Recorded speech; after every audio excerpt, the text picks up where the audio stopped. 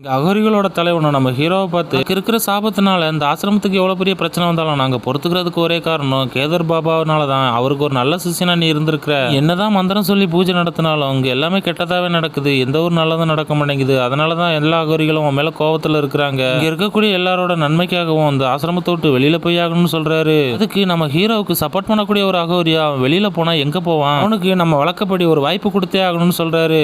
அங்க ஒரு வட்டத்தை போட்டு அந்த வட்டத்துக்குள்ள ஹீரோவையும் இன்னொரு அகோரியும் சண்டைப்பட விடுறாங்க. சண்டையில நம்ம ஹீரோ ஜெயிச்சுட்டான் அந்த ஆசிரமத்திலே தங்கலாம், தோத்துட்டான் அந்த ஆசிரமத்தை விட்டு உடனே வெளியில போய் ஆகணும்னு சொல்றாங்க. அதனால சண்டைக்காக ரெண்டு பேர் கையிலும் ஆளுக்கு ஒரு கட்டையை கொடுத்து சண்டை போட விடுறாங்க.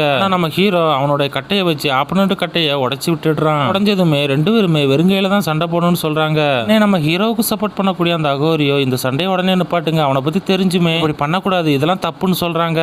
மத்த அகோரிகளோ எந்த தப்புமே இல்ல, இன்னொருத்தனோட பரிசம் பட்டுச்சுன்னா அவனுக்கு என்ன ஆகுதுன்னு சொல்லி நாங்க பார்த்தே ஆகணும்னு சொல்றாங்க.